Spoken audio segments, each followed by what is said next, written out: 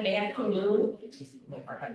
I'll call the Winnebago County Mental Health Board meeting to order. The date is Wednesday, August 5th, 2026, and the time is 2:00 p.m. Roll call. Marion Hadi, present. Andrell Bradshaw. Here. Dr. Copeland. Here. Dr. Jardini. Dr. Gorski. Here. Dick Cooner. Kim Neighbors. Jack Nielsen. Here. Dr. Penny. Dr. Taylor. Here. Mohammed Yunus. Here. Jason Holcomb is with us and Region 1 Planning Council staff. And we welcome the public. All right, there is one public comment, and if you would like to come up and introduce yourself.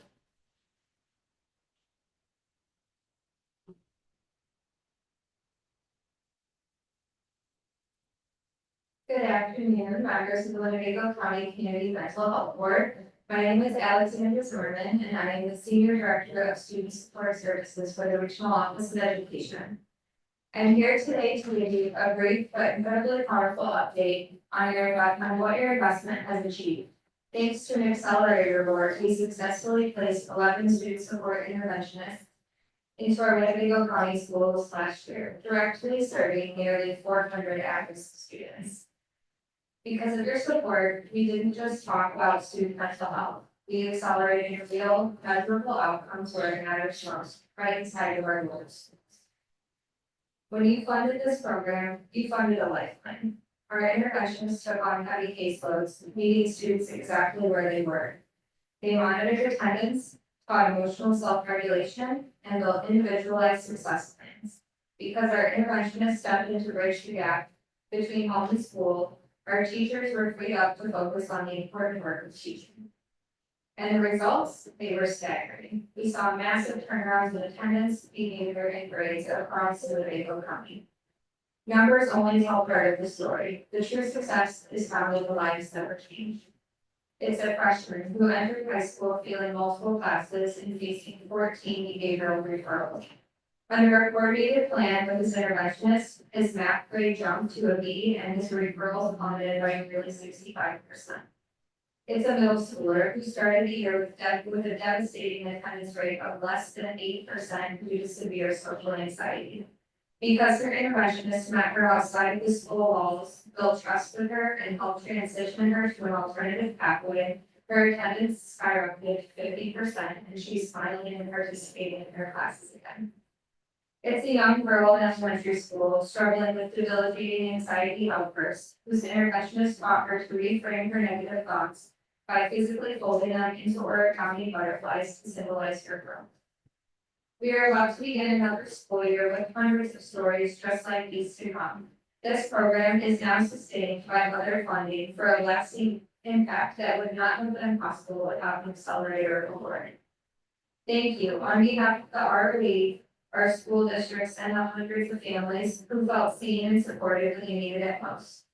Thank you for your vision, your trust, and for accelerating mental health care for the youth of Winnebago County. Thank you very much. Thank you. Okay, moving on to the monthly activity report. Jason will give us some highlights. Sure, a few highlights. One is that we've received 33 of the impact videos for program year 5 that have now been uploaded to the YouTube page. So it's a great way to hear stories, just like the one we heard in public comment today about the success of funded programming from the voices of those who are actually operating the services and working directly with the clients. So definitely please check those out and share them within your networks.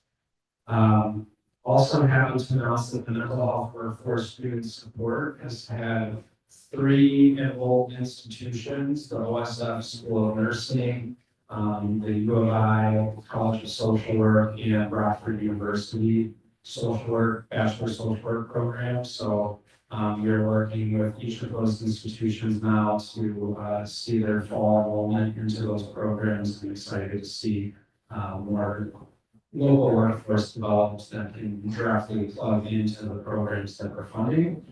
And finally, the National Regional Councils Association, which planning councils across the country participate in, recognized R1 and our collective partners with an achievement award for the development of our regional health atlas, which is part of our Utopia subscription that is cost shared with Winnebago County Mental Health Board and other funding partners like the Rockland Regional Health Council. So that we may continue to appreciate the partnerships and the support and moving some of those things forward and being recognized by those outside of our community for innovation and achievement. Thank you very much. Moving into our action items, I'm going to need a motion to approve the June 2026 meeting minutes. So, hold on a minute. And thank you very much. I don't think we need to have a roll call. Any comments? Jeff? One minor one, yes, is we have the fire chief listed as a captain. Oh, he's chief. That's true, okay, that will be correct. Any other? None, okay, with that change, all those in favor, please say aye. Aye. Opposed, same sign, thank you. Moving next into resolution 2026. This is a resolution authorizing funded program budgets updates for programs years of me. From 4 to 6. This involves the City of Rockford Family Peace Center, and the project name is Inclusive Wellness Programming at the Family Peace Center. And basically, there are no big expense changes. And for direct personnel salaries, it's decreasing by 39,000. And direct personnel tax and fringe benefits will be increased by 32,000. And direct committees increased by 1,000, and then the occupancy increased by 6,000. And the second agency involved is Family Counseling Center. And again, these are expense changes that we're approving. And this would be direct personnel salaries, and this would increase by 300,000, along with the direct personnel tax and fringe benefits. And along with the commodities increased by 10,000. And training and education will increase by 6,000. And then travel decreased by 2,000. And in this proposal, we have also Rockford Barbell, and the project is youth self-regulation programs and their expense changes. And it's for direct personnel, tax, fringe benefits will be decreased by 13,000. And other direct personnel increased by 36,000.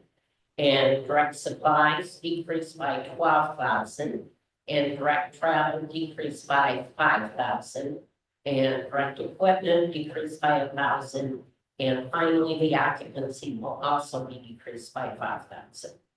So I will need a motion for approval for these 3 agencies.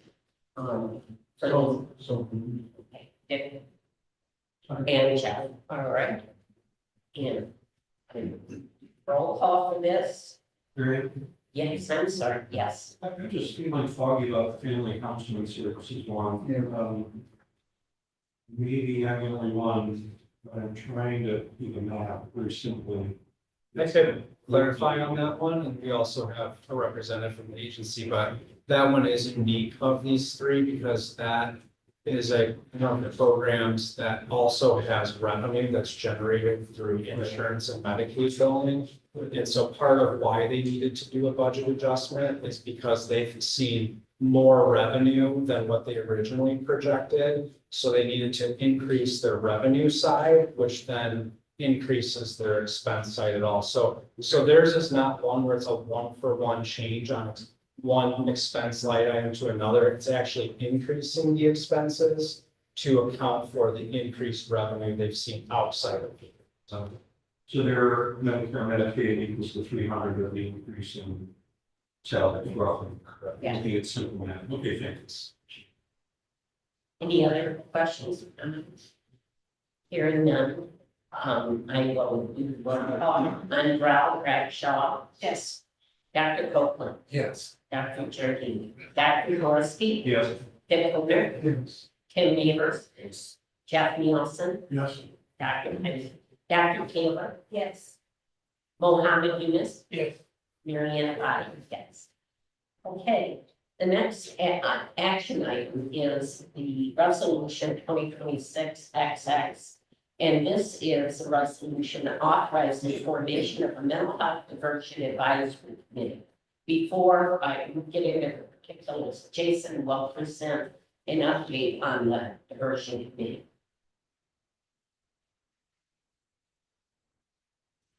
So just briefly, I think I've spoken to each of you on an individual basis, and I know we've given updates at the board meeting, but maybe just to make sure everyone has the same information about what the scope of work is and the deliverables. We have contracted with the consultants who lead the Miami Model Workshop. It is a mental health jail diversion program that has really been part of what they've been working on for more than 20 years. Now the host workshops that are attended by constituencies throughout the country. They're working with the state of Hawaii right now and other people across the country trying to help replicate the best practices that they've developed in Miami across the country. And we have contracted with them for a period of 12 months to help develop some needs assessment and opportunities for jail diversion efforts here, including the potential of facility development, similarly to or at a different scale of the one that they've developed in Miami. And I'll just walk through the tasks and deliverables that are contracted.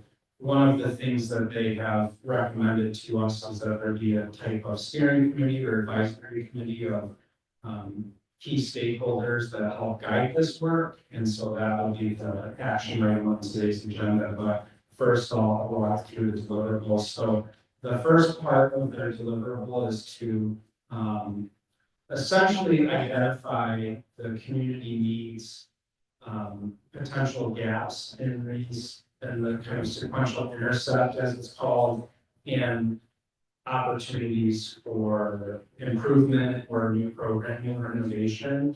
I have discussed with them extensively the amount of community planning that we have already engaged in this community group around mental health, and just frankly speaking, maybe the lack of appetite that there might be to go into a deep dive, entirely new drawn out strategic planning process, and we're just finishing ours, and we just gone through a similar process with Guidehouse.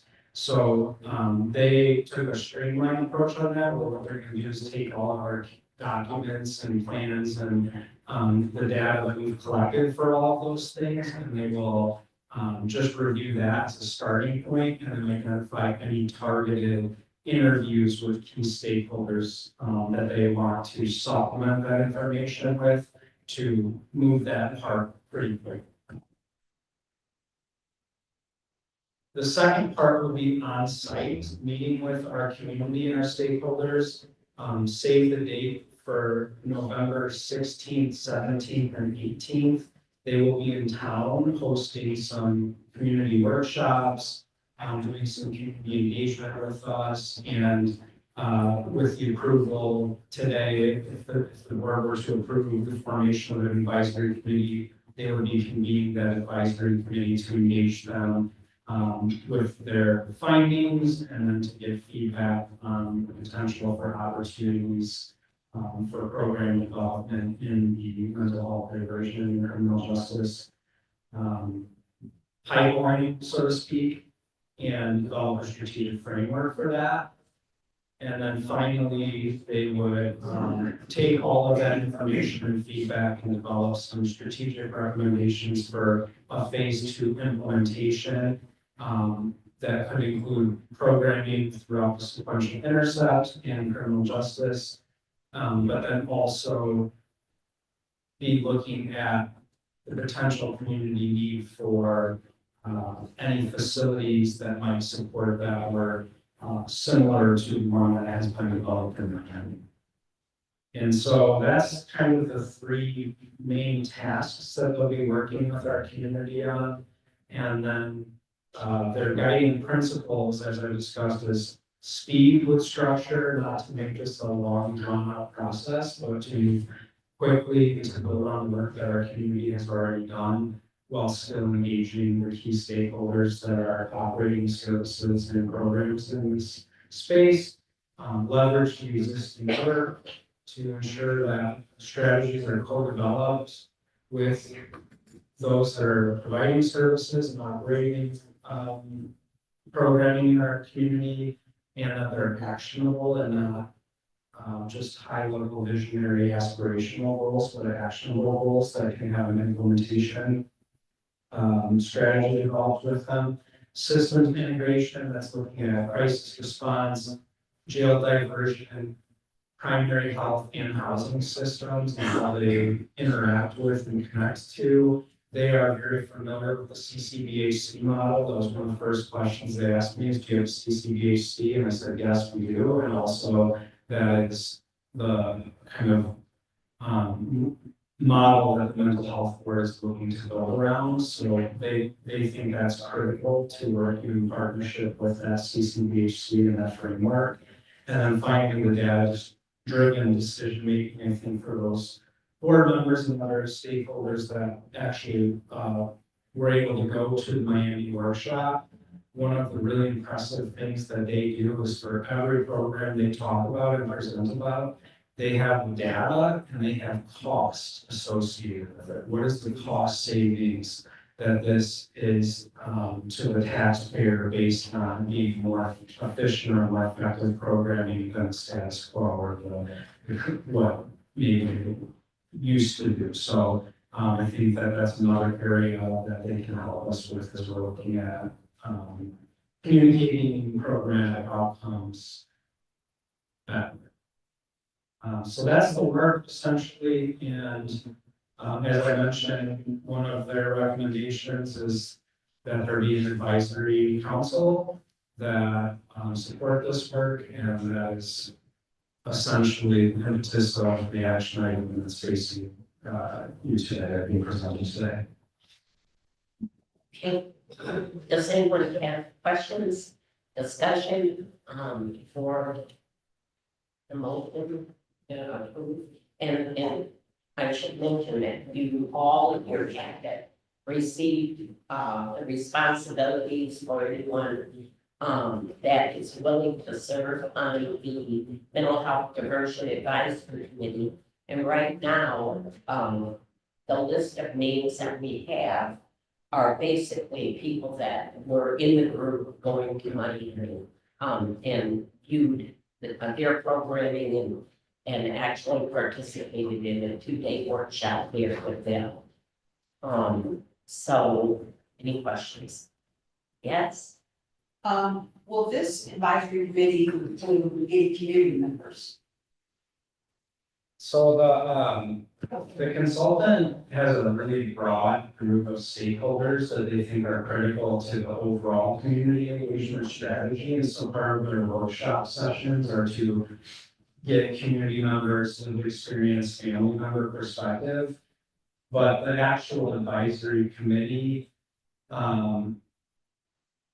frankly speaking, I guess it needs to be a manageable size for scheduling meetings and having forum and things for voting items. So that's part of the broad community engagement strategy. I guess I would say that the advisory committee is one component of the broader strategy. When that workshop is going to be here in Rockford area, Yeah, in Rock, In Rochester, in Winnebago County, Oh, on the dates that I mentioned, I think November 16th, 17th, 18th. and what would be the exact role of advisory committee?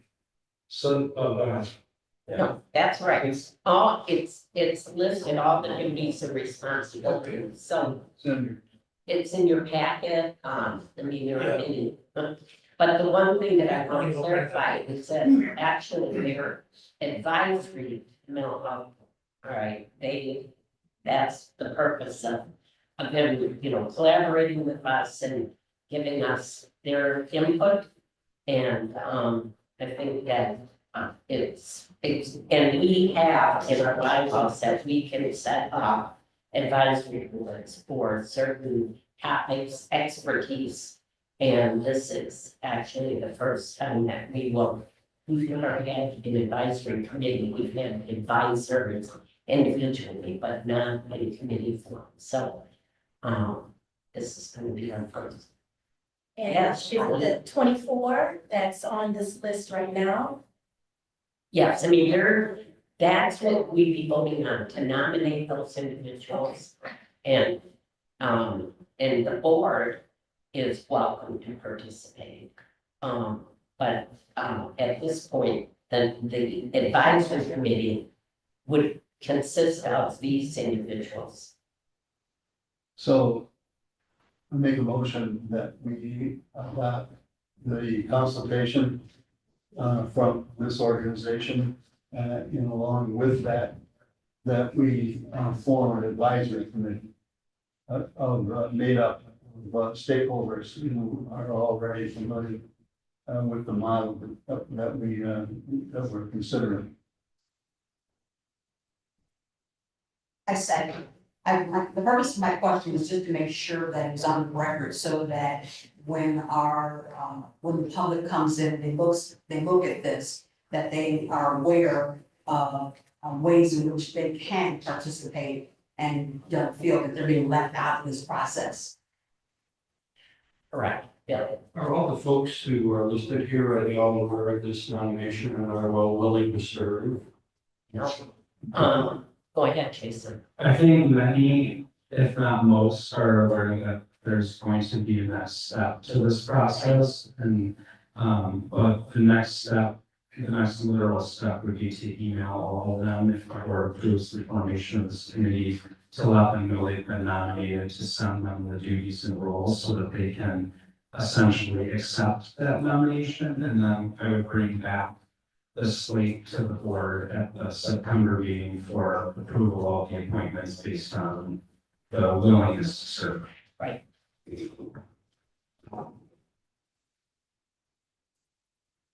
Any other comments? Okay. Hearing none, all those in favor, please say aye. Those opposed, same sign, okay.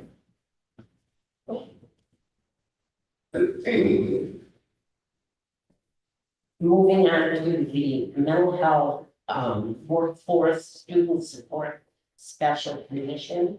And this was actually OSF. One of the special conditions is when their budget was approved and finalized, that they would send a copy, and that was in the packet for all of us.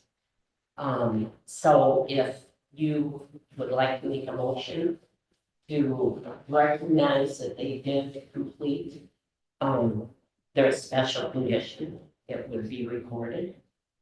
So I need motion. Motion. Okay, second, Kim. All right. Any questions or comments? Hearing none. All those in favor, please say aye. Aye. Same sign for folks that oppose. Okay. Moving on to the grassroots special condition. And this was actually the Arts Council screening. One of the special conditions for them was that they would have an intake screening. And it was recommended that they use the Hello Insights. And they have already done so. And, so the, motion for this would be to acknowledge that they have met their special condition. So moved. Second. Okay. All right. All those in favor, please say aye. Opposed, same sign. Okay, and last action item is strategic plan 3.0 approval. And the actual strategic finished one was attached to our packet. So if there's any questions or I need a motion for approval of our strategic plan 3.0.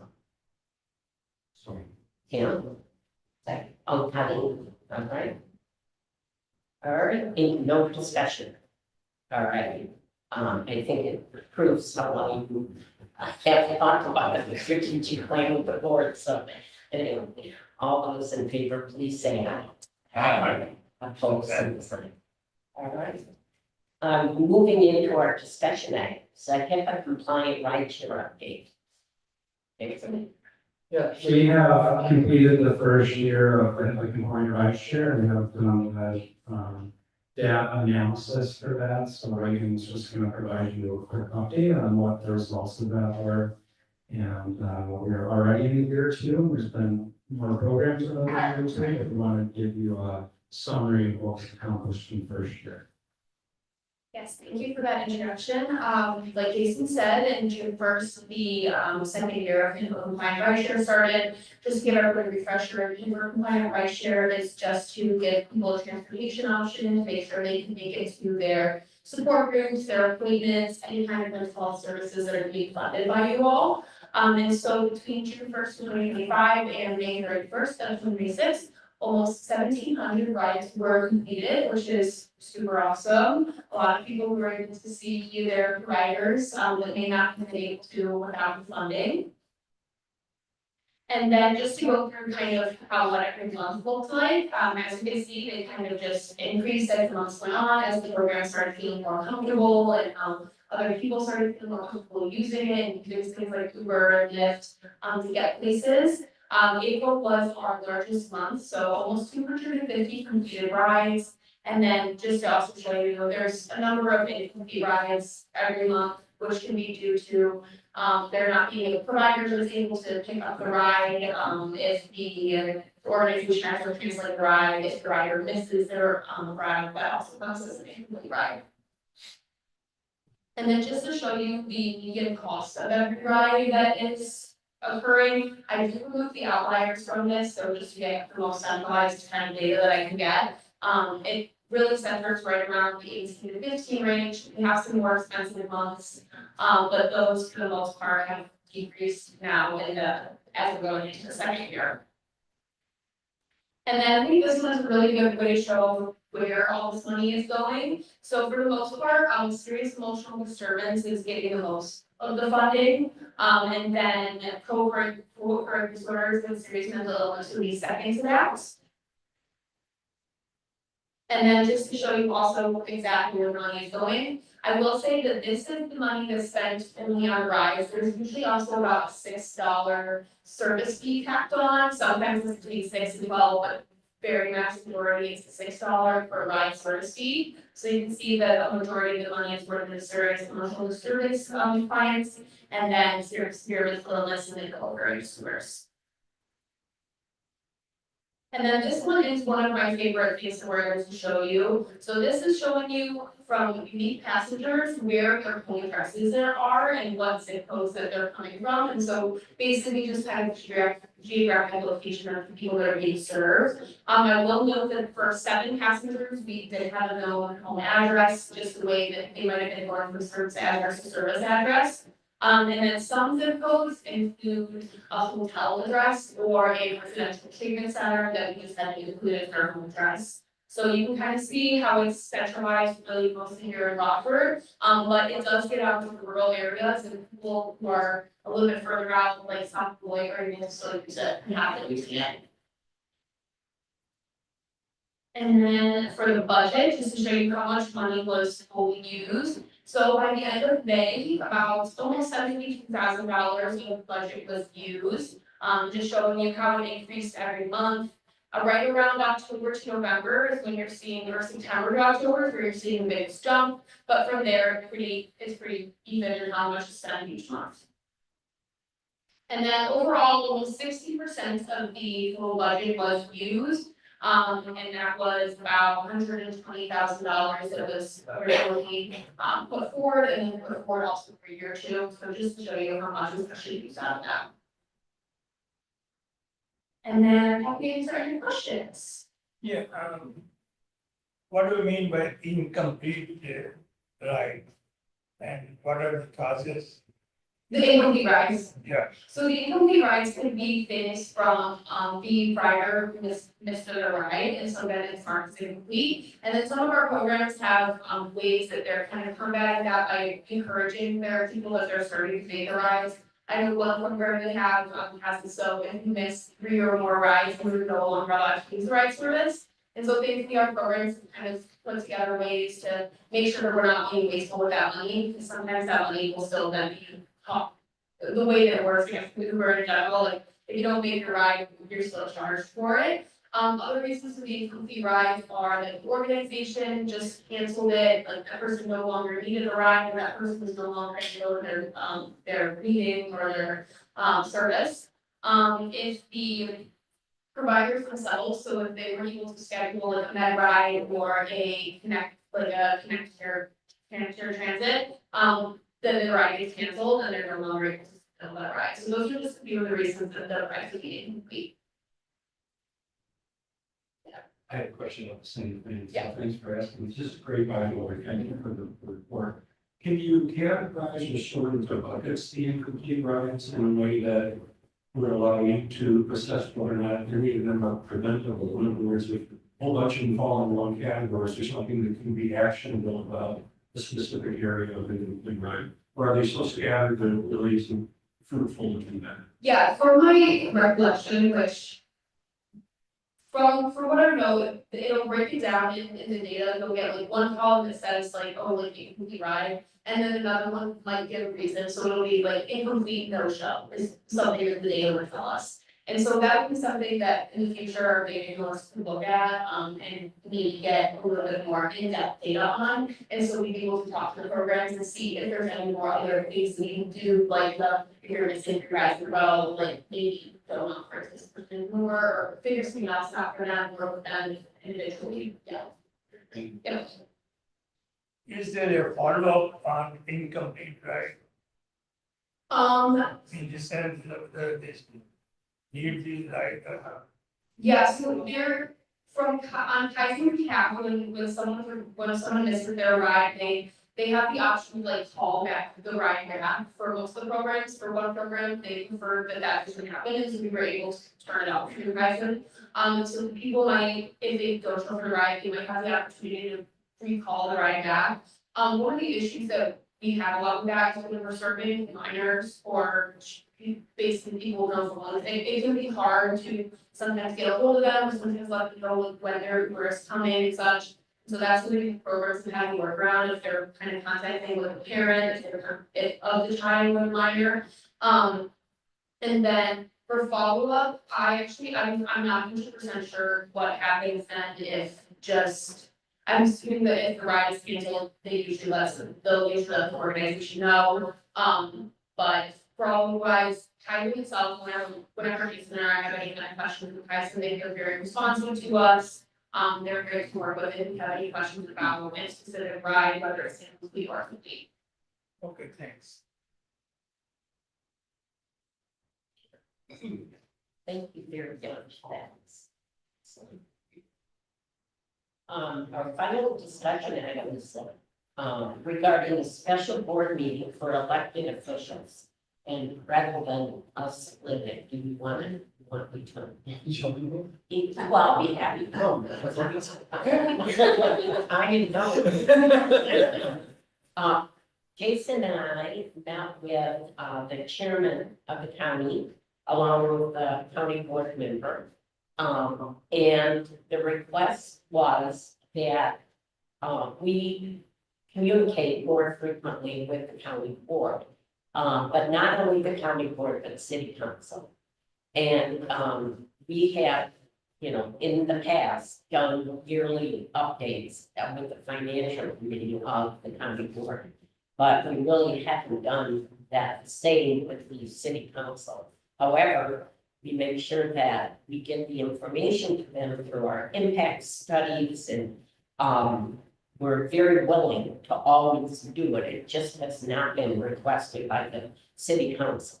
But now that it has been requested, we suggested that we have both the council and the, city council and the county board all invited.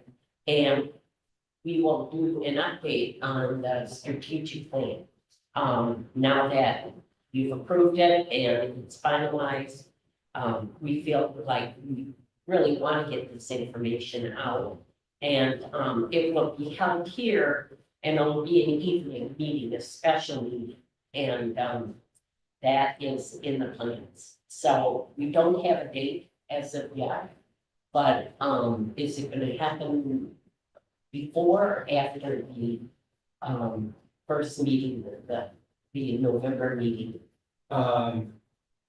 I have not done much more with it until it was brought to the board. Okay, So if the feedback is to move forward, then I'll just start looking at dates and I can even send out some suggested dates for, you know, to start looking at potentials over the next couple of months and see what options exist.